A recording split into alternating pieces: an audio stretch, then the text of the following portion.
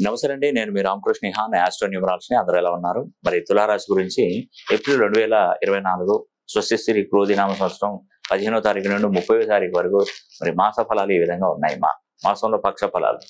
అయితే ఇక్కడ మనం గమనించినట్టయితే తులారాశి ఎంత అద్భుతమైనటువంటి రాశి అంటే నేను చాలా ఎక్కువగా చెప్పేటువంటి రాశులలో తులారాశి గొప్పది. కానీ ఇక్కడ ఈ సంవత్సరం క్రోధినామ సంవత్సరం ఆదాయం 2, వ్యయం 8, రాజపూజ్యం 1, అవమానం 5. తులారాశి వారికి ఆల్రెడీ ట్రోలింగ్స్ కూడా నడుస్తున్నాయి.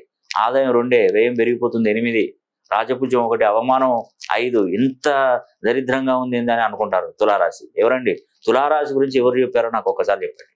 ఈ సంవత్సరం మొదటి వరుసలో నంబర్ 1 స్థానంలో సంపాదించి గొప్పగా ఎదిగే వాళ్ళంటే తులారాశి వాళ్ళు. గుర్తు పెట్టుకోండి, రాసి పెట్టుకోండి. మేషరాశిలో ఉన్నటువంటి గురుడు వృషభ రాశిలోకి ప్రవేశించున్నాడు. ఈ ప్రవేశించినటువంటి కాలం ఏంటంటే మనకు పుష్కర కాలం. ఇది నర్మదా నది పుష్కరాలు మొదలవుతుంది. నర్మదా నది తీరం ఒడ్డున ఓంకారేశ్వరుడు వెలిశాడు. గుర్తుపెట్టుకోండి. ఈ ఓంకారేశ్వరుడు మనకు జ్యోతిర్లింగ క్షేత్రం అండి. స్వయంభుగా వెలిసినటువంటి జ్యోతిర్లింగ క్షేత్రం. ఎంతో మహిమలు గల పుణ్యక్షేత్రం అది. కాబట్టి ఇక్కడ వృషభ రాశికి రాశాధిపతి శుక్రుడు ఎంత అద్భుతంగా బలవంతుడిగా మారిపోతారు అంటే అందుకే తులారాశి వారు గుర్తుపెట్టుకోండి. మీరు వీలైతే మీరు ఈ యొక్క నర్మదా నది మనకు ఈ యొక్క పుష్కరాలకు వెళ్ళిరండి, మంచి జరుగుతుంది. ఒకవేళ మీరు వెళ్ళలేని పక్షంలో ఉంటే మీ గోత్రనామాలు పంపించండి. నేనే 18 బీజాక్షరాలు ఈ నర్మదా నది ఈ యొక్క పుష్కర జలంలో నేనే కల్పిస్తాను. దానికి తోడుగా మీకు ఆ పుష్కర నది జలాన్ని మీకు అందజేస్తాను. మీకు చాలా ఉపయోగం అండి. ఈ సంవత్సరానికి మీరే హీరోలుగా బ్రతుకుతారు. అదేవిధంగా అక్కడి నుండి నేను హుటాహుటిన వచ్చేసి మే 4వ తారీఖున శని హోమం అనేది కూడా నేను జరిపించబోతున్నాను. ఈ శని హోమం ప్రతి ఒక్కరు జరిపించుకోవాలండి. స్లాట్లు బుక్ చేసుకుని తప్పకుండా ఈ శని హోమం జరిపించుకోండి. ఈ శనికి సంబంధించిన తర్వాత మీరు ఇదివరకు కూడా మేము శని హోమం జరిపించుకున్నామంటే మళ్ళీ జరిపించుకునే అవకాశం ఉంటుంది.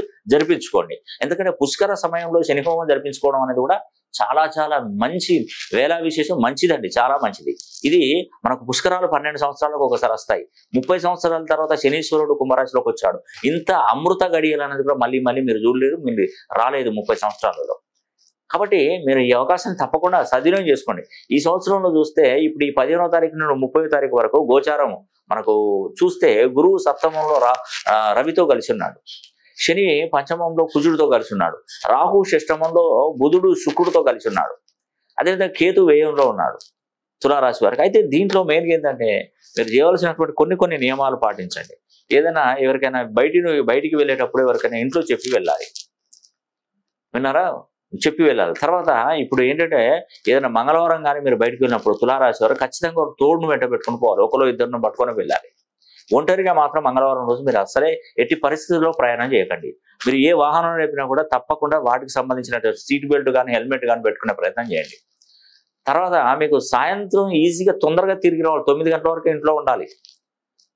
9 గంటల లోపే ఉండాలి. మీరు 9 తర్వాత నేను వస్తాను, 12 వరకు వస్తాను, 2 గంటలకు వస్తాను, తెల్లవారికి వస్తాను, ఇవన్నీ మీరు చెప్పుకోకూడదు. అసలే ఇవి కొన్ని నియమాలు పాటించగలిగితే తులారాశి వారు చాలా అద్భుతంగా ఉంటారండి. నేను పదే చెప్తున్నాను. కాబట్టి తులారాశిలో పుట్టినటువంటి వారు ముఖ్యంగా మీ పేరును 270 డిగ్రీల కోణం నుండి 360 డిగ్రీల కోణంలో కనుక మీ పేరును మార్చుకోగలిగితే మీకు చాలా అద్భుతమైనటువంటి శుభయోగాలన్నీ కూడా తగ్గుతాయి. ఆర్థికంగా నిలదొక్కుంటారు. వ్యాపారంలో మంచి స్థాయికి వస్తారు. విదేశీ ప్రయాణాలు చేయగలుగుతారు. అన్ని విధాలుగా మీకు సక్సెస్ అనేది ఉంటుందండి. దానిలో ఎటువంటి సందేహం లేదు. కాబట్టి ఈ అవకాశాన్ని ప్రతి ఒక్కరు సద్వినియోగం చేసుకోవాలని మనస్ఫూర్తిగా కోరుకుంటూ సెలవు తీసుకుంటున్నాను. సర్వే జన సుఖినో భవంతు.